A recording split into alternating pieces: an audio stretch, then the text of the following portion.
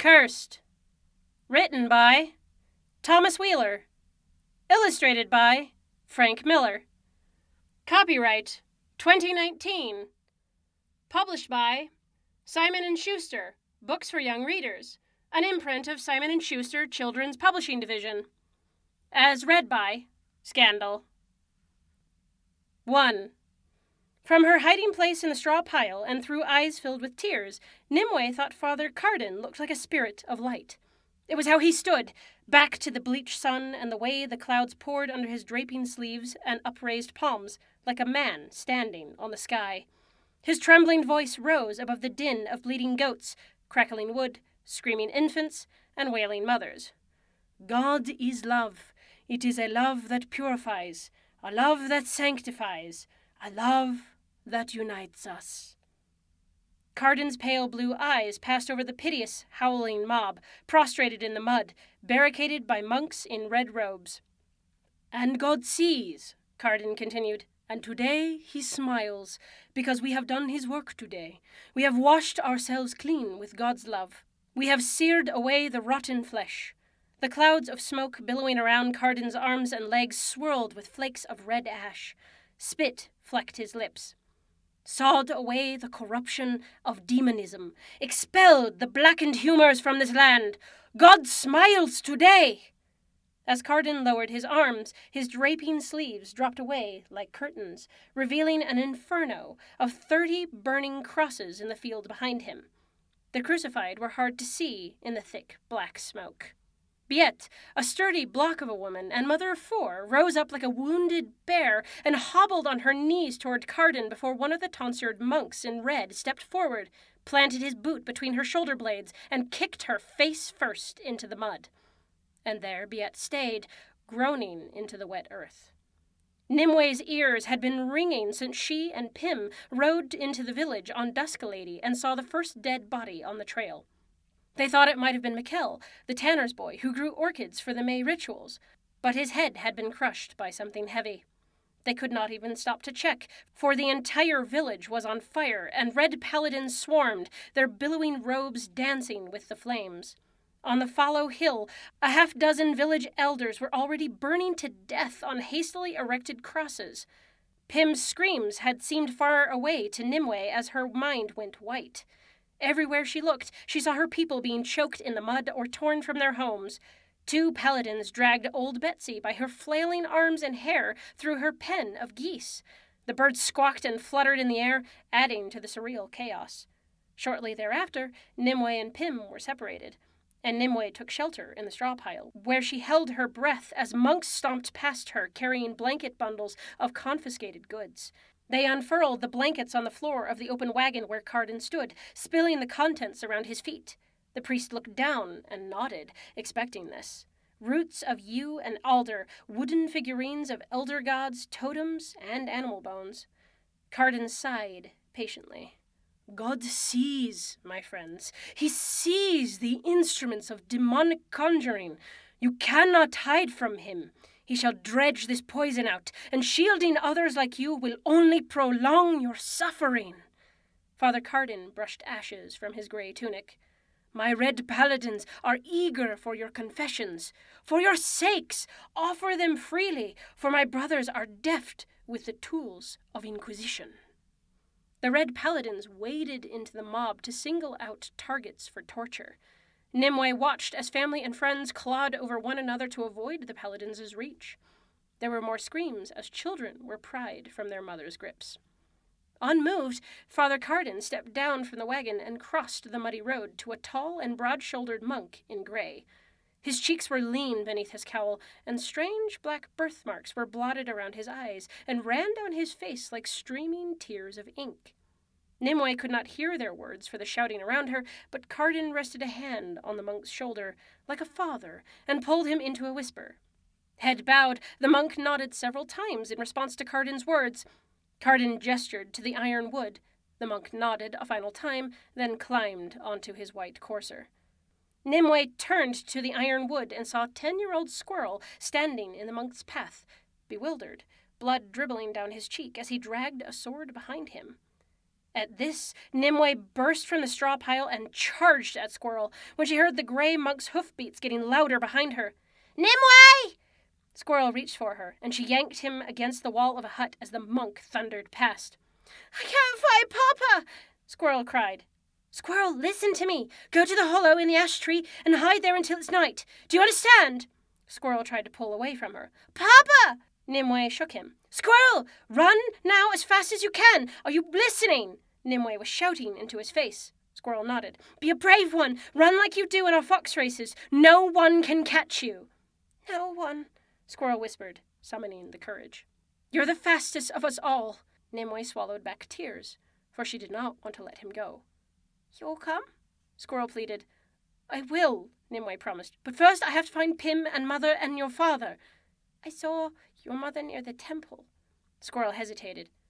"They were chasing her." Ice coursed through Nimue's veins at this news. She shot a look to the temple at the top of the rise. Then she turned back to Squirrel. "Fast as the fox," she commanded. "Fast as the fox," Squirrel repeated, tensing as he shot furtive glances left and right. The nearest paladins were too occupied with the beating of a resisting farmer to notice them. So without a look back, Squirrel shot across the pasture for the Ironwood. Nimue lunged into the road and ran for the temple. She slid and fell in the mud dredged up from horses and blood. As she climbed to her feet, a horseman suddenly swung around from one of the burning huts. Nimue barely saw the ball of iron whip around on its chain. She tried to turn away, but it caught her at the base of her skull with such force it sent her nearly airborne into a pile of firewood.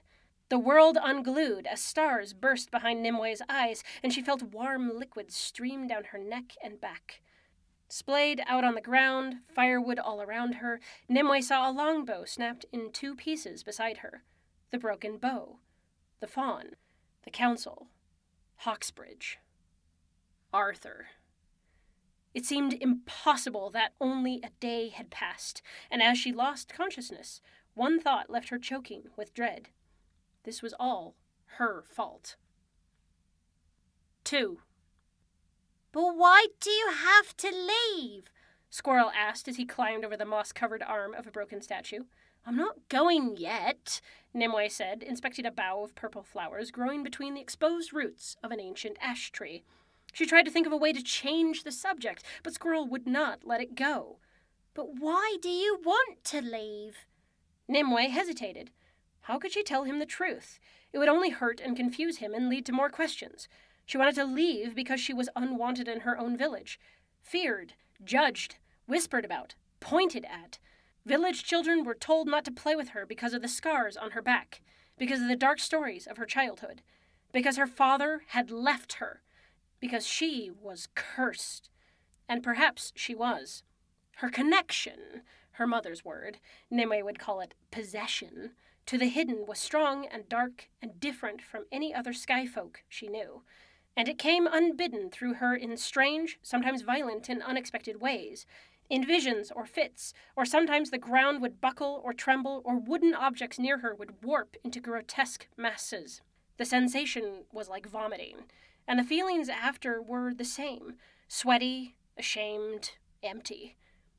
It was only her mother's prominence as archdruid that kept Nimue from being chased out of the village with knives and sticks. Why burden Squirrel with it all? His mother, Nella, was like a sister to her mother and like an aunt to Nimue, so she had kindly spared Squirrel all the dark gossip. To him, Nimue was normal, even boring, especially on nature walks, and that was just how she liked it.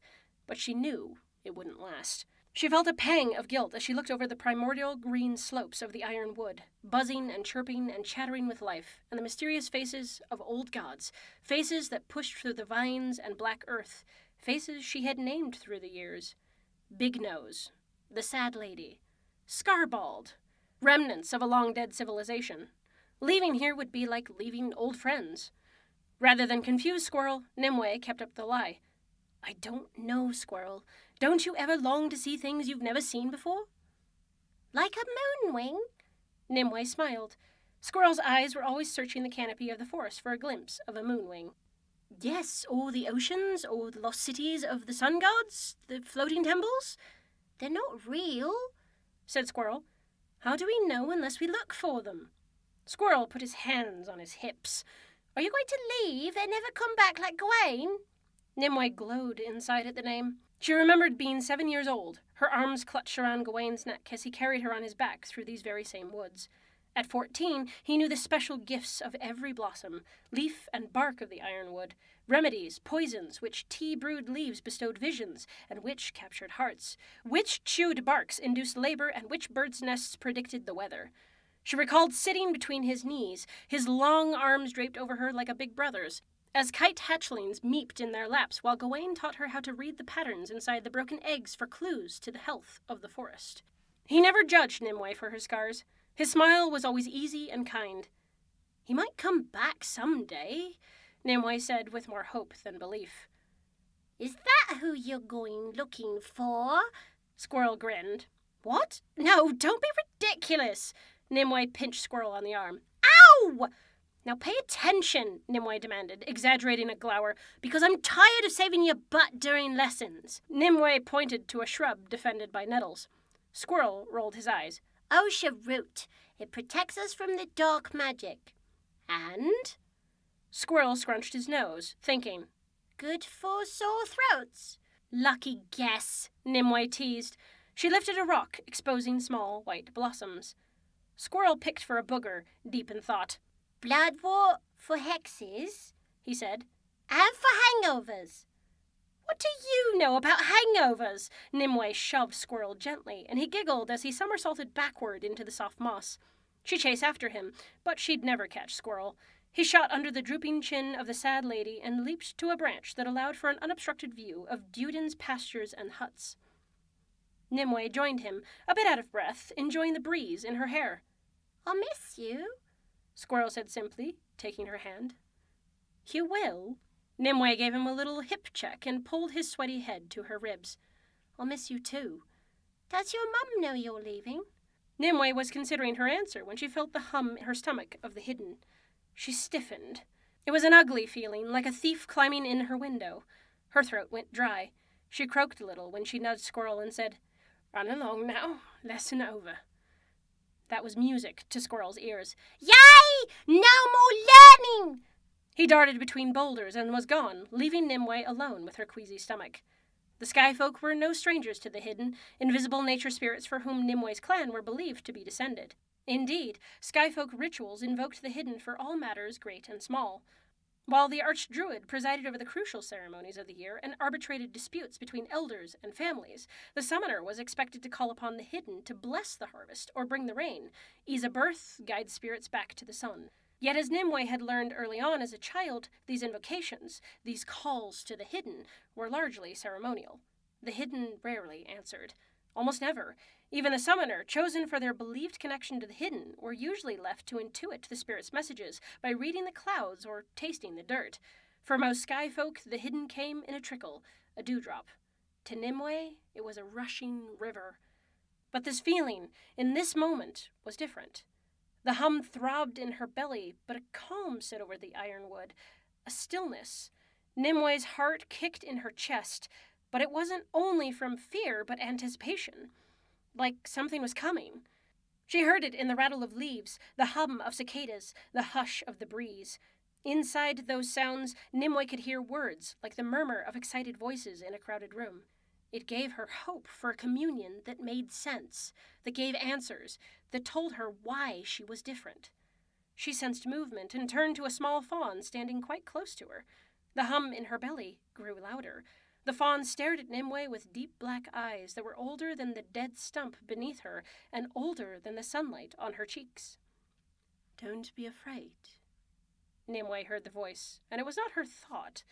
It was the fawn's. Death is not the end. Nimue could not breathe. She feared to move. The silence roared in her ears. An overwhelming awe, like the expanses of a dream, filled the space behind her eyes. She fought the urge to run or squeeze her eyes shut, as she usually did until the wave passed. No, she wanted to be awake to this moment. Finally, after so many years, the hidden wanted to tell her something. The sun went behind a cloud, and the forest grew dark and cold. Nimue held the fawn's gaze despite her fear. She was the daughter of the archdruid and would not flinch from the secret mind of the hidden. Nimue heard herself ask, Who will die? She heard the twang of catgut, a whistle, and an arrow thudded into the fawn's neck. A burst of blackbirds erupted from the trees as the connection was severed. Nimue whirled around in a fury. There was Joss, one of those shepherd's twins, pumping his fist in victory. Nimue turned back to the fawn lying in the dirt, its eyes glazed and empty. "What have you done?" Nimue shouted as Joss pushed through the branches to retrieve his kill. "What's it look like? I was fetching supper." Joss grabbed the fawn by the back legs and hauled it onto his shoulders. Silvery vines crept up Nimue's neck and cheek as her temper flashed, and Joss's longbow contorted impossibly, then snapped in his hands, cutting the flesh. Shocked, he dropped the fawn and the bow to the ground, where it writhed on the ground like a dying snake. Joss looked up at Nimue. Unlike Squirrel, he knew all the dark gossip. "You crazy hag!" He shoved Nimue hard against the stump as he reached for his ruined bow. Nimue wound up to punch Joss's face in when her mother appeared, spectre-like, at the edge of the wood. "Nimue!" Lenore's voice was icy enough to cool Nimue's temper. Snuffling, Joss gathered the fawn and the bow pieces and tromped off. "You'll hear of this, you bloody witch! They're right about you!" Nimue shot right back. "Good! Be afraid, and leave me alone!" Joss stormed off, and Nimue was left to wither under Lenore's disapproving gaze. Moments later, Nimue trailed behind her mother, who walked the smooth stones of the sacred sun path toward the veiled entrance to the sunken temple. Though she had never seemed to rush, Lenore was always 10 steps ahead. "You will find the wood, you will carve it, and you will string the bow," Lenore told her. "Joss is a half-wit." "And you will apologize to his father," Lenore continued. "Annis, another half-wit. It would be nice if you took my side for once." "That fawn will feed many hungry mouths," Lenore reminded her. "It was more than a fawn," Nimue countered. "The proper rituals will be offered." Nimue shook her head. "You're not even listening." Lenore turned, fierce. "What, Nimue, what? What is it I'm not hearing?" She lowered her voice. "You know what they say. You know how they feel. The sort of outburst only feeds their fear." "It's not my fault," Nimue said, hating the shame she felt. "But your anger is your own.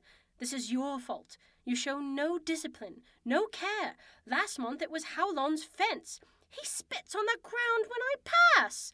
Or the fire in the Gifford's barn. You keep bringing that up. You keep giving me reason to." Lenore took Nimue by the shoulders. "This is your clan. These are your people, not your enemies." "It's not like I haven't tried. I have. But they won't accept me. They hate me." "Then teach them. Help them understand, because one day you'll have to help lead them. When I'm gone—" "Lead them?" Nimue laughed. "You are gifted," Lenore said. "You see them. You experience them in ways that I will never understand. But such a gift is a privilege, not a right, to be received with grace and humility. It's not a gift." A distant bell sounded. Lenore held up Nimue's torn and muddied hem. "You couldn't make an exception this one day?" Nimue shrugged, a little embarrassed. Lenore sighed. "Come." She proceeded carefully through a veil of clinging vines and down a set of ancient stairs, slick with mud and moss. Nimue grazed her hands along the sculpted walls, which depicted ancient myths of the old gods, to steady her descent into the enormous sunken temple. The sun poured hundreds of feet down through a natural vent in the canopy to bathe the altar stone. "Why do I have to attend this at all?" Nimue said, padding along the tilting path that spiraled all the way to the bottom. "We are choosing the summoner who will one day be the archdruid. Today is an important day, and you are my daughter and should be by my side." Nimue rolled her eyes as they reached the temple floor, where the village elders had already gathered. A few of them glowered at her presence, and she made a point of avoiding the circle and slouching against one of the far walls. Kneeling before the altar in meditation was the son of Gustav the Healer, Clovis, a young druid who had been a loyal acolyte to Lenore and was respected for his wide scholarship in healing magic. The elder sat cross-legged in the circle as Lenore took Clovis's hand and helped him to stand. Gustav the Healer was also present, dressed in his finest, beaming with pride. He sat with the elders as Lenore turned to address them. "As sky folk, we give thanks to the light that gives life. We are born in the dawn, to pass in the twilight," the elders answered in unison. Lenore paused, closing her eyes, her head tilted as though listening to something. After a moment, glowing marks like silvery vines threaded up the right side of her neck, up her cheek, and around her ear. The fingers of Ironwood appeared on Nimue's cheeks and those of the elders in the circle. Lenore opened her eyes. "The hidden are now present," she went on. "Since our dear Agatha passed, we have been without a summoner. This has left us without a successor, without a keeper of relics, and without a harvest priest. Agatha also shared a deep communion with the hidden. She was a dear and devoted friend. She will never be replaced. But the 9 moons have passed, and it is time to name a new summoner. And while there are many attributes that a summoner should possess, none more important than an abiding relationship with the hidden. And though we love our Clovis," Lenore offered a reassuring smile to the young druid standing by the altar, "we still need the hidden to anoint our choice of summoner." Lenore whispered ancient words and lifted her arms. The light spilling in from above took on a sharpness, like the fires of the forge, and tiny sparks plumed away from the light to dance in the air. The same light drifted from the moss that covered the obelisks and ancient boulders, mixing with the sparks into a flowing, luminous cloud. Clovis shut his eyes and spread out his arms to receive the blessing of the hidden. The sparks drifted toward him in an amorphous mass, then curled and twisted away from him and the altar, lengthening and stretching toward Nimue, who watched, eyes gradually widening, as the cloud poured over her. She lifted an arm to shield herself, though the sparks caused her no pain. But what was happening caused a stir among the circle of elders. Lenore stood tall, with an expression of wonder, as the murmurs of protest grew into raised voices. Gustav stood up to protest. This ritual is impure!" One of the others said, "Clovis is in line," and another, "Nimue is a distraction." "Clovis is talented and kind, and I value his counsel, but the decision to name the summoner belongs to the hidden," Lenore said. "What?" Nimue said out loud. She felt cornered by their accusing stares. Her cheeks burned, and she shot her mother a furious look as she tried to escape the cloud, climbing to her feet. But the light particles were determined to follow her, bathing her in light at the very moment she wished to be invisible. Florentine the miller appealed to logic. "But no, surely you can't suggest... Nimue is too young for such responsibilities." "True, at 16 years she would be young for a summoner," Lenore acknowledged, speaking as though not surprised by the turn of events. "But her rapport with the hidden should outweigh such considerations. Above all else, the summoner is expected to know the mind of the hidden and to guide the sky folk to balance and harmony on both planes of existence. Since she was very young, the hidden have been drawn to Nimue." Lucian, a venerable druid who supported his bent frame with a sturdy branch of yew, asked, "It isn't only the hidden who seek her out, is it?" The scars on her back tingled. Nimue knew where this was going. Lenore's lips pursed ever so slightly, the only sign of her fury. Lucian scratched his white and patchy beard, feigning innocence. "After all, she is marked by dark magic." "We are not children, Lucian. They may call us sun dancers, but that does not mean we are ignorant of the shadow. Yes, when she was very young, Nimue was lured to the Ironwood by a dark spirit and would have very likely been killed, or worse, were it not for the intervention of the hidden. One might suggest that event alone makes her a worthy summoner." "That is the story we've been told," Lucian sneered. Nimue wanted to shrink and crawl into a rat hole, and the light particles would not leave her. Annoyed, she waved them off, but they would disperse, only to return to her like a halo. "What exactly are you suggesting about my daughter, Lucian?" Gustav tried to play peacemaker and to preserve his son's chances of being summoner. "Let us simply have another go at the ritual with Nimue not present." "Do we now question the wisdom of the hidden if we do not prefer their choice?" Lenore asked. "She is a corrupter," Lucian snapped. "You take that back," Lenore warned him. Lucian pressed on. "We're not alone in our suspicions. Her own father rejected her, choosing to abandon his own clan rather than live under the same roof as she." Nimue stepped into the circle of elders. "I don't want to be your bloody summoner. Happy now? I don't want it!" Before Lenore could stop her, Nimue spun and raced up the winding path as the shouting voices below her echoed off the ancient stone walls. This preview has been created for you by Lizen Scandal Lit. Please like, comment, and subscribe for more quality book previews. Thank you.